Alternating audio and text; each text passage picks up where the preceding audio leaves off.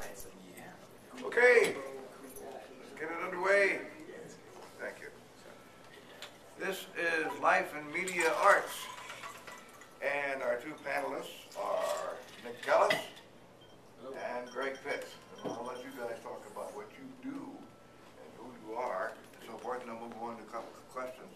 Nick and I sat down yesterday for about an hour over some good coffee and had a couple of subjects that we want to go over with you, or they want to cover actually. I'm just sort of helping. You want to cover too, though. That's fun stuff. Yeah, okay. I need to say that George is a mentor of mine. I did plays at Encore. What did I do? We did L.I.M.A. Yeah, that was your first show. That was my first show back in 1980. Uh-huh. And then 2 or 3 years later, did Kiss Me Kate. And Bart Mills was a local reporter here. We were both in it together, and we were reminiscing on the drive-in about the day we showed up, basically for notes. We showed up about an hour and a half late for rehearsal, and because the thing was on Showtime, and Bart brought over some refreshment. We got into a deep conversation, and then we walked in, and George said, "I want to know why Bart and Nick are late," and we were gone, like out the door, never brought it up again. But Bart said that George had athletic coaches that weren't as just downright mean as George, and good. You've directed 116 stage plays? Yeah. And I've spent a couple decades in Los Angeles, and I have to say, the lessons I learned from George, you start with a foundation, and theater is such a great foundation to start in. I remember for Will Abner, we had this huge opening scene where you meet the whole cast for the first time. If you've ever seen the movie, it's a typical day, and you come in, and I had the first line. I was Lonesome Polecat. Lonesome Polecat, Indian Brave. That was my line. I came out just, at 14 or 15, I had seize a day, and we didn't block that until the week before we went into Q to Q. Thought being, and we were all, that was unheard of. You start chronologically and you work your way up. But I started to realize that the depth of what a director does in creating actor performance and the life of any project, with what George did, where he started scene after, worked his way to the end, and we all knew who the heck we were. And then when we walked out, we were hungry to do this scene because we all knew what characters we were. And that was my first, I'm going to throw a bone your way. It was brilliant. I mean, that's great storytelling. That's great filmmaking. And that's strategically planning, prepping, and delivering your project with the end result in mind. So that's something I learned from George. So, yeah. Now, let me tell you something, too. We were talking yesterday. He was talking about how you set up a scene and so forth. And he said, got one guy, he walks into the room, he sits down, but you can tell he's angry, pissed off.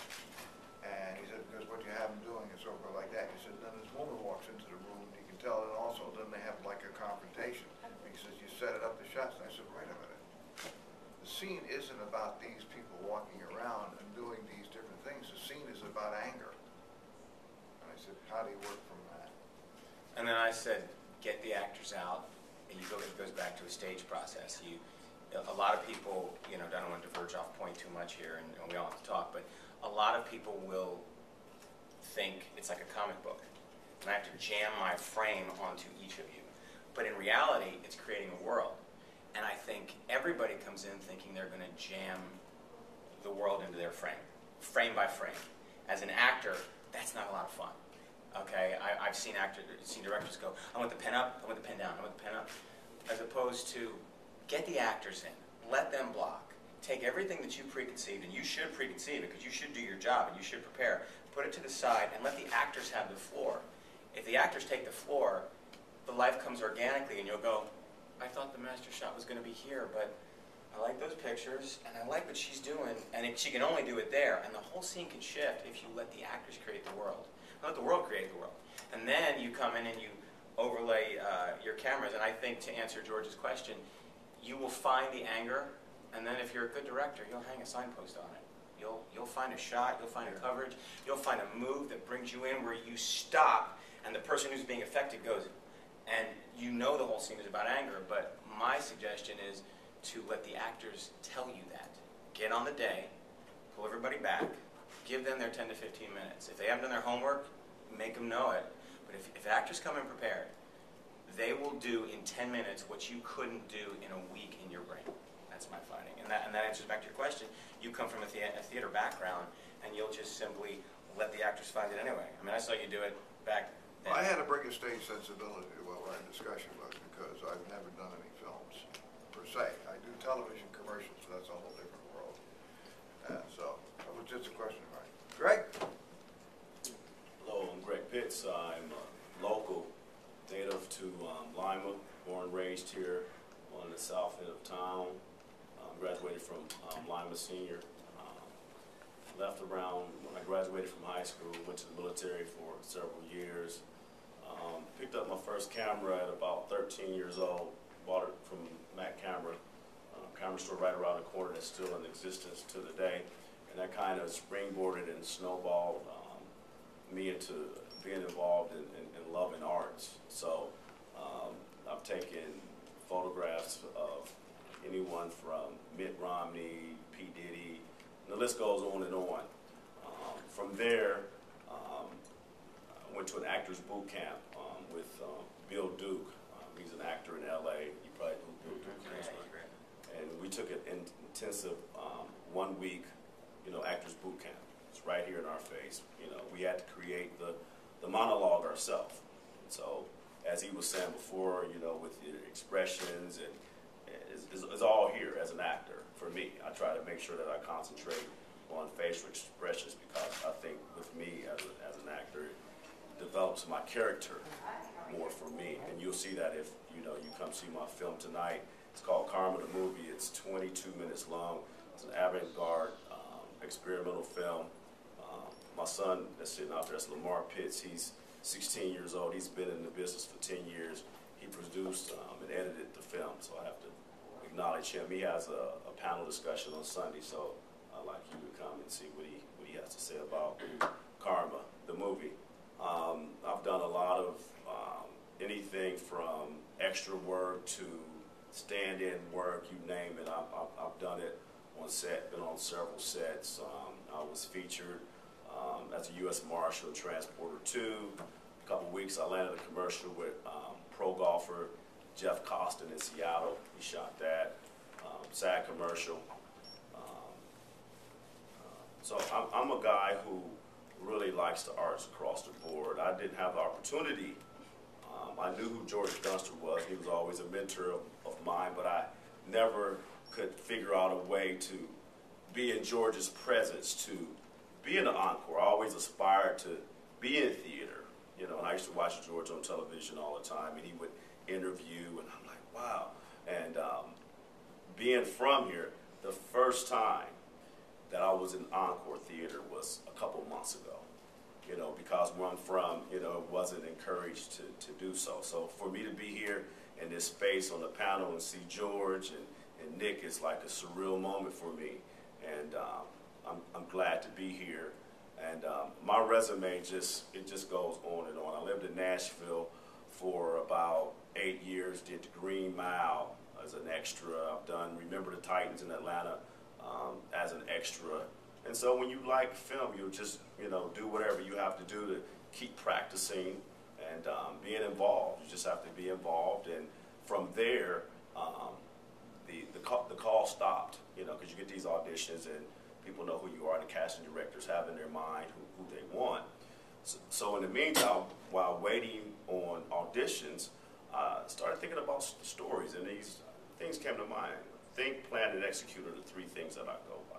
You think it, you plan it, you execute it. And so at that point, I started thinking about what I wanted to do to tell my own story, because as I said before, I'm this little kid, African-American kid from the south end of Lima, where, film and theater, and those things weren't encouraged. And you can look at me and tell I wasn't really good at, sports. I couldn't do sports at all. Because, if you're playing sports in Lima, you have to really play at a really high level, because you have people from Lima that have Super Bowl rings. So that didn't happen for me. So I like to roller skate. So I decided to make a film called 8:30, in which it kind of took me back to when I was a kid and how I was bullied. And my son, Lamar, he played me as a youngster. He was, through the bullying and all the things I endured while living here in Lima, and we've won probably about 3 or 4 awards for it at various film festivals. First one was the Ohio Independent Film Festival, if you will, which was in Cleveland. Didn't make it to Lima because Lima was still, Lima hadn't done any film festivals yet, not that I know of. But anyway, we were there, and I won first place for the best short, and they gave us a huge trophy that sits in my house right now. So that's really about it. Yeah, that's about it. Drew, they're sort of getting into your area about acting. 2 sisters came up with a story, and we just told our friends who they were playing in it. Just cast them. We just kind of told them. So when you decide and you have the story with friends, how do you decide your scenes, and who do you like? How do we cast it? Yeah, how do you cast it, and you cut away shots? How do you create? Well, since we know our friends and we know which ones can act and which ones can't, Okay. so we built the story around them. Good. So we knew what we could have and what we couldn't do And and then stuff. it's Van Wert's a really small town, so we just called a lot of people.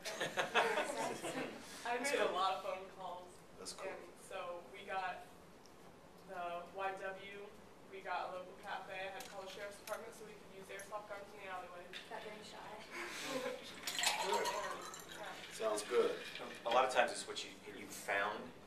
What we did on Saturday or Friday with the boot camp was we just said, what do we have? We have the art space building, and it's old. So what do you want the story to be? And what can you use with a building that's got like all these cool nooky rooms? And they were like, time travel! Let's make about time travel. And the hero is getting an F on history, so they can learn about history. And we send a cyborg back from the future, and she's the history cyborg. And go. And so you guys sat in the back of the room and He's a wrote good Terminator. Yeah, we called her a history terminatrix because it ended up being a gal we cast from St. Mary's, an awesome group. Vicky, what's Vicky's last name? Sherrills. Yeah, she brought a killer group, a well-trained. We had a great group, man. You guys were good. Like there were no weak holes in that group. Everybody just came and just kind of filled in. So it was impressive. Have you guys ever been involved in a 48-hour film festival? Have you ever heard of that? So where you have 48 hours to write, shoot, and do a film. And then they show the film like later on that week. If you hadn't done it, it'd be something really cool to do. Have one heck of an editor. Do you have the support of teachers? Yes. You got 48 hours. She's smart. Yeah. Do you have I'm sorry, George. Go ahead. do you have supportive teachers and other people to We're all encourage you? Homeschooled. Everybody in It's the our town mom. was. You have the support, yeah. Stuff. No, I've heard. I have a lot of people take them really seriously. They fly around the country. Right. They ninja in. They do. It's hardcore. Yeah, so, it is. It's yeah. I just have never. Just the thought of it just tires me. Yeah, it does. I do one every time I do a commercial, so I just. All right, how about getting the support of teachers and parents? To get the support of teachers. The teachers want to do it. When I did the boot camp at Unity, which I'll show you guys, I have stuff. It was, the teachers said it's cool, but we came into the school and I basically taught every discipline, production management, art, but also logistics and story and writing. And the teachers all said, that's neat, but you're taking our math time away from us. And if our test scores go down, we lose our grants. Wow. And that's a very valid point. So when I went out to L.A. and I talked to the Eisner School, they said, hey, we'll make it in school. We'll find you some principals that are amenable. And I said, I don't want 3 principals that are amenable. I want 1,000 principals that go, that's a great after-school program, and I have the grant money to support it because my kids will just be kicking a ball or shooting a hoop, which is great, but not every kid shoots great hoop. I didn't. So, but every kid can find a job. Yeah, I mean, one of the teachers, these are, I was telling George, this is what I just had worked up, and I mean, you've got art and set design, story and writing, tech, you guys have all these notes, setups. Every one of these is something that's fit to your aptitude. And one of the teachers said, this is a real multiple intelligence experience. Like the kid that is the pencil pusher actually gets to do a schedule and gets to do a budget. Now it's play money, but they're thinking in terms of how to structure. And then we made them go around. The principal became the studio head. Principal had to sign it. I had to sign. Their teachers became their department heads, and they had to learn. An old second grader walking around going, I don't know, you just figuring out. But everybody had a position, and what was neat to see was like the ADHD kids that were the problem kids. And what I realized was you just got to give him a job. I had a kid who was, they said, this kid's going to just chew the scenery. And by 3 or 4 days, he's like, I just want to take a camera. I can go do interviews myself, Mr. Nick. And he said, I need to set this on the, it's a flip. He goes, I need to set this on the widest because I can't get good sound, right? I said, yeah, good catch. It's a 4th grader. And he was doing the interviews and he picked it up. He had it in his pocket and stuff. His teachers were like, this is the kid that we banished to the principal 3 times a week. And here he is self-winding. And I found that in every experience is that the most troubled kids just need a purpose. So a lot of the set-ups, I've worked with some of the best I was talking to Christian, Christian's got screening 10 a.m. tomorrow. I all advise it. It's a brilliant idea. He shot it in Spanish and English. I'm stealing that idea. It's so smart. And turns out he was a DJ. You steal good ideas. Oh heck yeah, that's what we all do. We all steal from each other. That's that's why I give a lot freely and not so much some others. So he's a DGA AD. We know the same people. He worked with Rodriguez on Machete, and Brian Betway, who is Rodriguez's first AD. We did a lousy movie called Remote in the fall of 1992 together. I mean, we're all interconnected and stuff, but he knows his stuff, and ADs are the people that run the set. So if you're ADHD and you love control, imagine a 2nd grader's face when you go, want to run my set? It's yours. Own it. And you just get everybody quiet. Say, quiet, please. You just get everybody in place. Say, blocking's up. And you say, pictures next. Get them in place. Ask them if they're in the mark. And they're like, I get to run this? Man, it was militant. And I was calling up friends going, I got to get you footage. I forgot to shoot it. But it was like so cool. And what I realized was what we do in Hollywood, it ain't rocket surgery. It's to quote Kat Von D. I mean, it's Everybody understands what an AD is. An AD is your stage manager, but it's a roving stage manager. On a play, your stage manager is dispensable. He runs your whole show for you because you're in the booth watching. It's much the same on a movie set, except in a movie set, the movie set is malleable. We'll take this space over. We'll run lights. We'll have craft service. We'll set up art places for storage. We'll fill the whole place out. We'll have places for your talent, and we'll turn this into a living, vibrant space. And then 6 to 8 hours later, it better look like we were never here. We are a roving, nomadic group on any set. And what an AD does is they come in and they run that whole thing. It's not the director saying, it's my set. The director's going, oh, this cut. I mean, the director's away. The director's mind is 1 foot in a script and 1 foot in an edit room, and the other foot going, I can't get a reading out of this. And half the time, I look at my camera guy and go, you got a good shot? I don't have time to look in his lens. I hired him because he's better than me. That's been, so if I got a great op, I go, cool. If I have to operate myself, I'm thinking 3 things. Is my frame good? Is my movement good? What did I hear? If I have an operator, I'm going, what am I hearing? And so your whole system, so if you can, by all means, if you're a great op, which you're an artist, so your world is actually living in the frame a bit more. If you're handling a lot of dialogue though, my advice is to get a great operator and focus on your talent, because then you're hearing the story. Because there's nothing worse than going, I have a gorgeous shot, and getting in the edit room and going, what did she say? There's no or so in any of her sentences. Like little stuff like that that will drive you nuts because you were too busy doing another job. So as far as teachers, the teachers love it. And the after school programs, the teachers, the money exists, and the teachers need stuff to do with the kids. They do their homework, and then they try to give them some projects. What I'm aiming to do is give them a year's worth, have a standing filmmaking army. So if you have a school play, you know how to shoot it. If you have a buggy guy come in, and you know how to shoot him. You know how to do interviews. You know how to get coverage. And so it exists. That's what I'm trying to fill. That's my niche is I'm going to try to create a cloud system. And actually, Lundell from the Bradley Center, we struck a pact yesterday at opening night. I said, I'll come do it for free. You got to help me get to the next level. I got to train your people. Yeah, he's the best, and he's passionate, and that's what you need. It's just passion. Greg, you're an artist. He just said so. Yeah.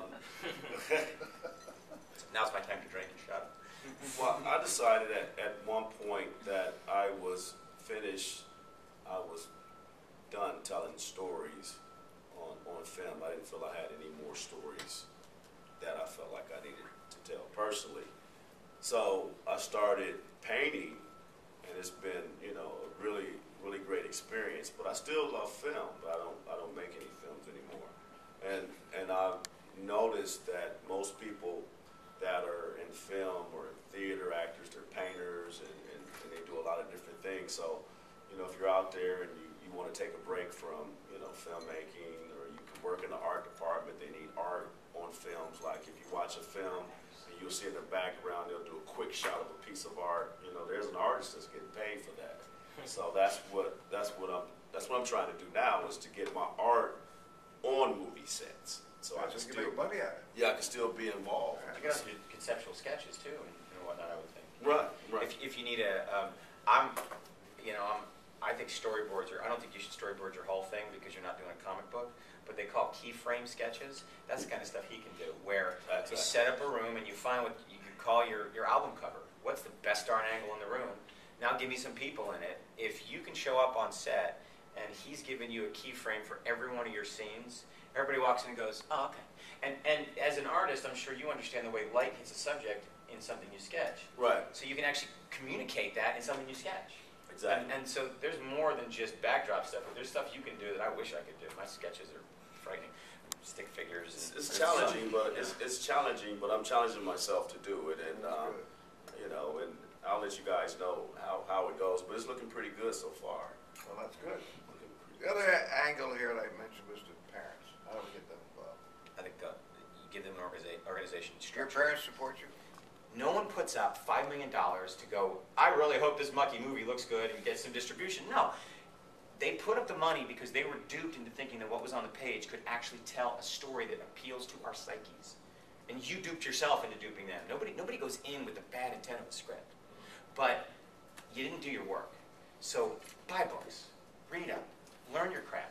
Same thing with directing. There's great books on directing. Darren, my buddy, teaches a seminar. It's a 2-day intensive. You come out of it going, oh, you know, shoot your story, get your trailer shot. Do I need both? Yeah, I gotta finish the day. Or you shouldn't have hired me. There's an expression I was saying yesterday. Every movie is Titanic in the morning and Cops about 15 minutes from wrap. It's just, you know, you've got this grandiose, huge shot that's gonna sweep in and tell the stuff, and then you're like, I got 3 pages to shoot and I got an hour and a half. Suddenly it's like, put the camera up and just go. Suddenly you don't have the same movie. What a filmmaker does is tells an even movie. You're an engineer. You're a content engineer. So what you said about anger early on, yes, that's your job. What you said about preparation early on, yes, that's your job. Read the script. See Dr. Zhivago, which none of you will remember except us old-timers. But see Titanic. Yeah, I know, you're with me. See Titanic. We loved it, right? Yeah, or Slumdog Millionaire, or whatever your, yeah, amazing. Danny Boyle stuff is just so good, and he just bends genres. He's like, he knows his stuff. And see it, and write it, and then go, now what's my job? If it's costing no money, the people that you beg to come out, they deserve to not have their time wasted. And that was the biggest lesson I learned in the 90s was, if I don't have money, I better make this a great experience. And the great experience is, everybody in Hollywood, typically, TJ was saying yesterday, they're all from Ohio, they are. Everybody that comes on your set is there because they're passionate about filmmaking. And if you waste their time, you've broken the code.